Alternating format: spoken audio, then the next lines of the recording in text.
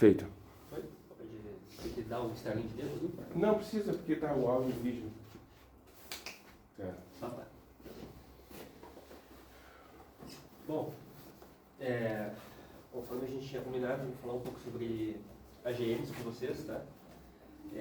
A ideia é dar um panorama geral do que é os AGMs, tá? Eu espero não chover muito no molhado, mas... enfim, AGMs é uma sigla para galáxias de núcleo ativo. Os livros que eu estou usando para me guiar são o Osterbrook e o Netzer, tá? Se vocês quiserem se aprofundar, eu recomendo o Netzer, tá? O Osterbrook, ele é legal como referência, mas ele é um pouco antigo, tá? O Netzer é um pouquinho mais atual, tá? Ele traz algumas discussões mais atuais no tema. Bom, aqui, uma dessas imagens é uma galáxia normal e a outra é uma galáxia AGN, tá? Olhando, essas imagens estão no óptico, obviamente, tá? Olhando para elas, vocês conseguem determinar qual delas é uma AGN e qual não é? Não? Eu não consigo, tá? Porque o ponto das AGNs é justamente porque o que tem de especial nelas é justamente seu espectro. E, bom, Tá, mas é da direita que é a GN? Essa aqui. Tá. É a NGC 7469. Tá? Essa aqui é a M101, se eu não me engano. Tá? Bom, os espectros das galáxias, tá? Galáxias normais nesse caso, e por normais aqui entendam normais como qualquer galáxia que não é AGN, tá? Nesse contexto aqui. Essencialmente, eles são a luz que a gente observa, tá? Pelo telescópio que está vindo, é essencialmente a soma da contribuição das muitas estrelas dessa galáxia. Tá? Então, bom, a gente sabe como se comporta o espectro de uma galáxia que ela emite como uma planckiana. Então, tá? Claro que a gente sabe que dependendo da temperatura, tá? Eu vou emitir mais radiação e vai ter um desvio do meu pico, né? Ele vai ir um pouco mais para o azul. Mas, essencialmente, a radiação dessas galáxias normais, elas vão emitir principalmente na região do óptico. Claro, as galáxias têm poeira, têm gás, né? Então eu vou ter um infravermelho, vou ter um ultravioleta, mas essencialmente vai ser na região do óptico. Bom, aqui eu tenho um exemplo de SED, tá? SED é distribuição espectral de energia. Tá? O que seria uma SED de uma galáxia normal, tá? É como eu expliquei para vocês.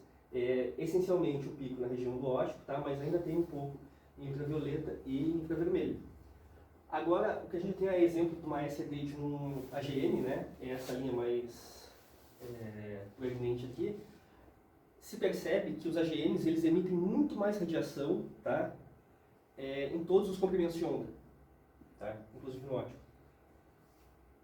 Então, tá? O primeiro cara a se pragar disso foi o Carl Seibert, ali pelos anos 40, se não me engano, tá? Se não me falha a memória.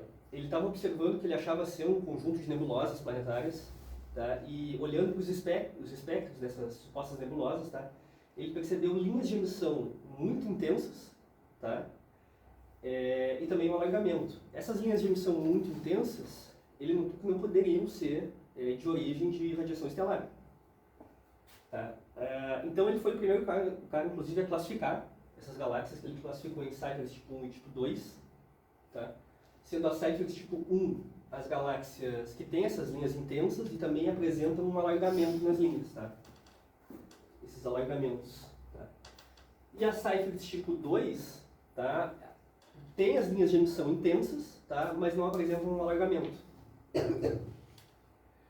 Bom, o motivo para esse alargamento das linhas é bem interessante, né? Porque essencialmente é por causa do efeito Doppler. A gente sabe que o efeito Doppler ele é um deslocamento para outros comprimentos de onda, né? Então, o que se estima é que eu tenho um movimento ali de book motion, né? Que é o movimento do gás como um todo, tá? Que está acontecendo ali. Ele pode estar rotacionando, ele pode estar caótico ali, meio perturbado, mas ele está acontecendo e devido a esse movimento, tá? A gente enxerga esse alargamento das linhas, tá? Acontece que a escala de velocidade para a gente enxergar esse alargamento ela é bem grande, assim. Eu coloquei aqui na casa dos 1000 km por segundo, mas é até muito mais do que isso, na verdade. Bom, dentre os AGNs, a gente tem os quásares, né, que estão entre os mais brilhantes que a gente consegue observar, né, por isso até que a gente consegue observar eles em redshifts muito mais distantes, tá? Quásares e QSOs. Hoje em dia eles são praticamente sinônimos, tá? O que diferenciava eles era a faixa espectral onde eles eram detectados, essencialmente, tá? Os quásares eles classificavam no rádio, tá? E as QSOs no óptico.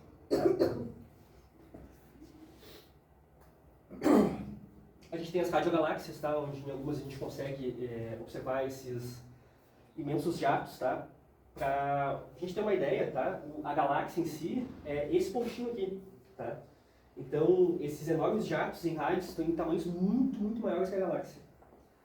Elas são um pouco análogas a Seyfert, sendo que elas também têm uma região de linhas largas e uma região de linhas estreitas, tá? Elas também são classificadas nesse sentido. E então a gente tem a família dos AGNs, tá? Que a gente separa, tá? Essencialmente de duas formas, né? Que é as radio quiet e as radio louds. Tá? Radio quiet é pouca emissão em rádio e radio loud é muita emissão em rádio, tá? E depois por luminosidade, tá? Cipher 1, 2, radiogaláxias, quadros, por aí vai. Agora, um dos argumentos que eu achei interessante para justificar a gente ter pensado num buraco negro supermassivo no centro da galáxia, em atividade, é justamente o período de variabilidade, tá? Que seria, vamos dizer, que é o tempo necessário para a luz atravessar o diâmetro do objeto, tá? Mais ou menos por aí. Então, a gente sabe que a luz está contida pela relatividade geral a se mover na velocidade da luz, né, no máximo até a velocidade da luz. Então, se a gente pensar, a variabilidade ela pode ter, de OGN pode ir de horas a dias ou mês. Tá? Então, se a gente pegar a variabilidade de um dia, que é uma estimativa razoável, e a gente calcular, né, ali a gente vai chegar a um tamanho, né, um raio de 200 unidades astronômicas. Tá? Então, o que a gente tem é uma energia extremamente concentrada, que está na casa de 10 na 46 a 48 ergs por segundo, tá? Numa região, tá? Extremamente pequena, assim, que não é muito maior que o nosso sistema solar, entende? Então, esse é um dos argumentos mais interessantes para justificar a ideia de pensar numa AGN ali no centro, sabe? Bom, para ficar claro, tá? O que está brilhando não é o buraco negro em si, tá? E sim o seu disco de acreção, tá? Porque eu tenho um gás ali que tem um certo momento angular, tá? Que vai se aproximando do OGN, vai, pela preservação do momento angular, vai aumentando sua velocidade, aquecendo e, por conseguinte, né, emitindo radiação. O interessante é que tem um limite para esse brilho, tá, do disco de acreção. Ele não é uma coisa infinita, assim, a gente chama de limite de Eddington, tá? Que depende essencialmente da massa do buraco negro, né? Porque eu tenho duas coisas agindo ali, né, naquele disco, que é o primeiro é a força da gravidade, né, do buraco negro, que está empurrando para baixo, né? Mas está empurrando em direção ao buraco negro, e depois eu tenho a pressão de radiação que está expulsando esse gás, tá? Então, esse equilíbrio de forças, ele controla a acreção desse buraco negro e, por conseguinte, o brilho do disco. Tá? Tem algumas outras coisas que influenciam esse brilho, que depende se está empoeirado ou não, se está no tipo de acreção, né, que vai controlar a eficiência dessa acreção. Mas, no geral, o limite Eddington, que depende só da massa do buraco negro, controla esse brilho, controla a nossa taxa de acreção. Então, quanto maior o meu buraco negro, em tese, mais eu posso brilhar. Temos os jatos. Tá? Os jatos são bem interessantes. Tá? Aqui eu tenho o exemplo da Sirius A, acho que foi a primeira radiogaláxia que a gente conseguiu observar, tá? Eu não tenho certeza. Mas aqui eu tenho uma imagem dela no óptico e sobreposta uma em rádio, tá? Onde a gente consegue observar os jatos. Então, por que esses jatos existem? Tá? Essencialmente, o que eu tenho ali no disco de acreção são partículas carregadas em movimento, né? E a gente sabe que isso gera um campo magnético orientado, né? No caso, orientado para cima. né? Se minha partícula está carregada e está rotacionando, né, eu gero um campo magnético orientado para cá, né? Esse campo magnético intenso é o responsável por expulsar esse plasma, né, por esses grandes jatos de plasma, né, que é a radiação síncrona.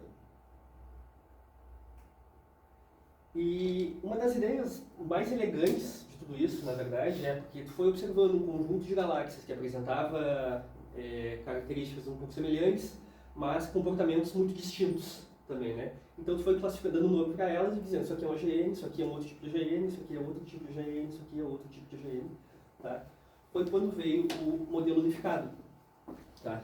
Que eu acho que é uma ideia bastante elegante, tá? Para contemplar que o que a gente está vendo, na verdade, tá? É o mesmo objeto. Uma Cypher 1 não é a mesma coisa que uma Cypher 2, tá? Mas de ângulos de visada diferentes. O modelo prevê esse torus de poeira em volta também, né? Que vai ser importante porque aqui uma imagem para tentar ilustrar isso, né? Se eu estou olhando para uma Cypher tipo 2, que não tem as linhas alargadas, tá? O que eu vou estar olhando é uma região onde a região de linhas, não é linhas curtas, assim, linhas estreitas, tá? Ela está obscurecida por esse torus de poeira, tá? E essa região de linhas alargadas, ela está obscurecida por esse torus de poeira. E essa região também está mais próxima do disco de acreção, que justifica essa alta velocidade que a gente mede nelas. Bom, para classificar uma galáxia entre AGN ou não AGN, em Starbucks, a gente tem o diagrama BPT, tá? Que é o mais tradicional da física, né? Eu acho que vocês não conhecem. Que a gente plota no eixo a razão de oxigênio ionizado 2 vezes por H beta, tá? E no eixo X a gente tem neônio ionizado 1 vez sobre H alfa, tá? Ele tem tradicionalmente essa forma com asas, né? Onde, mais deslocado para cá, a fonte ionizante da galáxia seria a formação estelar, né? Também tem um outro diagrama diagnóstico, tá? E esse é de um professor brasileiro, tá? Me fugiu o nome dele agora, tá? Mas é um diagrama One, tá? Que ao invés de oxigênio 3 sobre H beta, ele usa a largura equivalente do H alfa, tá? O mais tradicional que se encontrar em trabalhos ainda é o DVT, tá? Eu vejo poucos, assim, pelo menos lá fora, com esse aqui, tá? Não sei se estou dentro de uma bolha também, né? Mas eu vejo poucos. Para fechar, tá? Hoje a gente entende que a gente tem um buraco negro supermassivo no centro de quase todas as galáxias, né? E a gente entende hoje que o AGN é uma fase evolutiva das galáxias, né? Tanto que a gente observa que os quasars são muito mais comuns em Z2, muito mais comuns em Z2. Né? Então, o que acontece é o teu AGN está acretando gás ali, né? E em algum momento aquele reservatório de gás dele vai cessar, né? Inclusive, uma das teorias que se tem é que justamente a colisão de galáxias é uma coisa que pode reativar o teu AGN, né? Que pode renovar, vai mexer ali na dinâmica e renovar o teu reservatório de gás, né? E o teu AGN voltar a acreditar matéria. Eu tinha preparado isso para vocês, assim, críticas, lamúrias, lamentações. Tá. Vamos apresentar as duas, depois a gente comenta aí. E aí? Cuida.